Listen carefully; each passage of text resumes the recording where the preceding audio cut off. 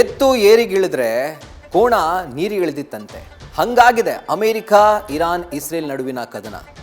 ಒಂದು ಕಡೆ ಶಾಂತಿ ಒಪ್ಪಂದಕ್ಕೆ ಸಹಿ ಬಿದ್ದಿದ್ರೆ ಮತ್ತೊಂದು ಕಡೆ ಬಾಂಬ್ಗಳ ಸುರಿಮಳೆ ಆಗ್ತಾ ಇದೆ. ಶಾಂತಿ ಸಂಧಾನಕ್ಕೆ ಟ್ರಂಪ್ ಶ್ರಮಿಸ್ತಾ ಇದ್ರೆ ನೆತನ್ಯಾಹು ಶಾಂತಿಯನ್ನ ಹಾಳು ಮಾಡೋ ಕೆಲಸ ಮಾಡ್ತಿದ್ದಾರೆ. ಲೆಬನಾನ್ ಮೇಲೆ ದಾಳಿಯನ್ನ ಮುಂದುವರಿಸಿದ್ದಾರೆ. ಇದು ಯುದ್ಧ ನಿಲ್ಲಿಸುವ ಅಮೆರಿಕ ಪ್ರಯತ್ನಕ್ಕೆ ಮತ್ತೆ ಮತ್ತೆ ಹಿನ್ನಡೆ ತಂದಿದೆ.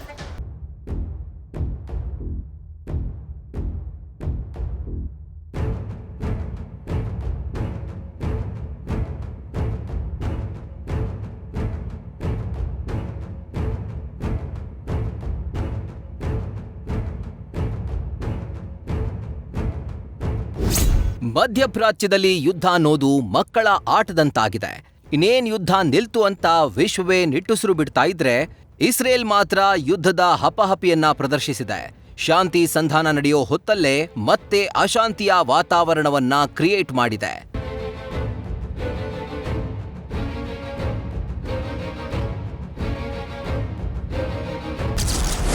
ಅಮೆರಿಕ ಇರಾನ್ ಶಾಂತಿ ಒಪ್ಪಂದಕ್ಕೆ ಮತ್ತೆ ಹಿನ್ನಡೆ. ಅತ್ತ ಶಾಂತಿ ಸಂಧಾನ, ಇತ್ತ ಇಸ್ರೇಲ್ನ ಯುದ್ಧದಾಹ. ಅಮೆರಿಕ ಇರಾನ್ ಮಧ್ಯೆ ಶಾಂತಿ ಸಂಧಾನ ಫೈನಲ್ ಆಗಿದೆ. ಮಧ್ಯಪ್ರಾಚ್ಯವನ್ನ ಶಾಂತಿಗೆ ಕೊಂಡೊಯ್ಯಲು ಸಂಧಾನ ಯಶಸ್ವಿಯಾಗಿದೆ. ಇಷ್ಟಾದ್ರೂ ಇಸ್ರೇಲ್ನ ಯುದ್ಧದಾಹ ತೀರದಾಗಿದೆ. ಅಮೆರಿಕ ಇರಾನ್ ಶಾಂತಿ ಮಂತ್ರ ಜಪಿಸೋ ಹೊತ್ತಲ್ಲಿ ನೆತನ್ಯಾಹು ಸೇನೆ ಮತ್ತೆ ರಣಾಂಗಣದಲ್ಲಿ ಕಹಳೆ ಮೊಳಗಿಸಿದೆ. ಇದು ಟ್ರಂಪ್ ಮತ್ತು ಮಸೌದ್ ಪೆಜೆಶ್ಕಿಯಾನ್ ಮಾಡಿಕೊಂಡಿದ್ದ ಶಾಂತಿ ಸಂಧಾನ ಹೊಳೆಯಲ್ಲಿ ಹುಣಸೆ ಹಣ್ಣು ತೊಳೆದಂತಾಗಿದೆ.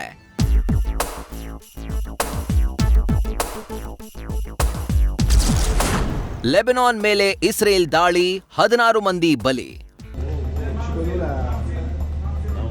ದಕ್ಷಿಣ ಲೆಬನಾನ್ನಲ್ಲಿ ಇಸ್ರೇಲ್ ಪಡೆಗಳು ರಾತ್ರೋರಾತ್ರಿ ಭೀಕರ ವಾಯುದಾಳಿ ನಡೆಸಿವೆ.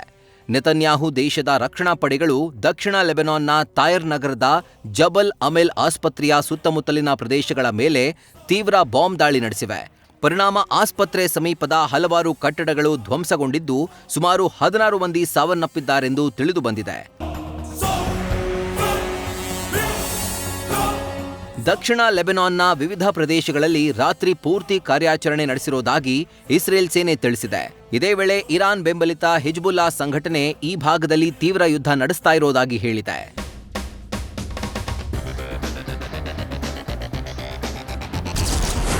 ಶಾಂತಿ ಮಾತುಕತೆ ಅನಿರ್ದಿಷ್ಟಾವಧಿಗೆ ಮುಂದೂಡಿಕೆ. ಅಮೆರಿಕ ಇರಾನ್ ನಡುವಿನ ಶಾಂತಿ ಒಪ್ಪಂದದ 14 ಅಂಶಗಳಲ್ಲಿ ಲೆಬನಾನ್ ಕೂಡ ಸೇರಿದೆ. ಲೆಬನಾನ್ ಮೇಲೆ ಇಸ್ರೇಲ್ ದಾಳಿ ಮಾಡುವಂತಿಲ್ಲ ಅನ್ನೋದನ್ನು ಇದರಲ್ಲಿ ಉಲ್ಲೇಖ ಮಾಡಲಾಗಿದೆ. ಆದ್ರೀಗ ಶಾಂತಿ ಒಪ್ಪಂದಕ್ಕೆ ಅಮೆರಿಕ ಅಧ್ಯಕ್ಷ ಡೊನಾಲ್ಡ್ ಟ್ರಂಪ್ ಮತ್ತು ಇರಾನ್ ಅಧ್ಯಕ್ಷ ಮಸೌದ್ ಪೆಜೆಶ್ಕಿಯಾನ್ ಹಾಕಿರೋ ಅಂಕಿತಕ್ಕೆ ಬೆಲೆಯೇ ಇಲ್ಲದಂತಾಗಿದೆ. ಅಮೆರಿಕ ಇರಾನ್ ಶಾಂತಿ ಒಪ್ಪಂದದ ಪ್ರಕಾರ ಲೆಬನಾನ್ ಸೇರಿದಂತೆ ಸಂಘರ್ಷ ಪೀಡಿತ ಎಲ್ಲಾ ಪ್ರದೇಶಗಳಲ್ಲಿ ತಕ್ಷಣದ ಕದನ ವಿರಾಮ ಜಾರಿಯಾಗಬೇಕು. ಅಲ್ಲದೆ ಲೆಬನಾನ್ನ ಪ್ರಾದೇಶಿಕ ಸಮಗ್ರತೆ ಮತ್ತು ಸಾರ್ವಭೌಮತ್ವವನ್ನ ಕಾಪಾಡಬೇಕು ಅಂತ 14 ಅಂಶಗಳ ಒಪ್ಪಂದದಲ್ಲಿ ಉಲ್ಲೇಖಿಸಲಾಗಿದೆ. ಆದ್ರೀಗ ಲೆಬನಾನ್ನಲ್ಲಿ ಇಸ್ರೇಲ್ ದಾಳಿಯಿಂದಾಗಿ ಹಿಂಸಾಚಾರ ಮುಂದುವರೆದಿದ್ದು ಅಮೆರಿಕ ಇರಾನ್ ನಡುವಿನ ಹೊಸ ಒಪ್ಪಂದಕ್ಕೆ ಧಕ್ಕೆಯಾಗುವ ಸಾಧ್ಯತೆ ಇದೆ. ಹಠಾತ್ ಸಂಘರ್ಷದಿಂದಾಗಿ ಸ್ವಿಟ್ಜರ್ಲೆಂಡ್ನಲ್ಲಿ ನಡೆಯಬೇಕಿದ್ದ ಅಮೆರಿಕ ಮತ್ತು ಇರಾನ್ ನಡುವಿನ ನಿರ್ಣಾಯಕ ಶಾಂತಿ ಮಾತುಕತೆಗಳು ಅನಿರ್ದಿಷ್ಟಾವಧಿಗೆ ಮುಂದೂಡಲ್ಪಟ್ಟಿವೆ.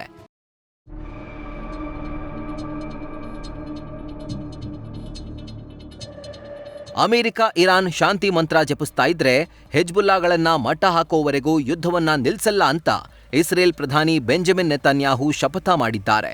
ಇದು ಅಂತಿಮ ಹಂತದ ಶಾಂತಿ ಮಾತುಕತೆಗೆ ದೊಡ್ಡ ಹೊಡೆತ ಕೊಟ್ಟಿದೆ. ಇದೀಗ ಇಸ್ರೇಲ್ನ ಯುದ್ಧದಾಹಕ್ಕೆ ಅಮೆರಿಕ ಅಧ್ಯಕ್ಷ ಡೊನಾಲ್ಡ್ ಟ್ರಂಪ್ ಹೇಗೆ ಮದ್ದರಿಯುತ್ತಾರೆ ಅನ್ನೋದೇ ಮುಂದಿರೋ ಸವಾಲು. News first bureau. News first ನಿರ್ಭೀತಿಯಿಂದ ನಿಮ್ಮ ಪರವಾಗಿ.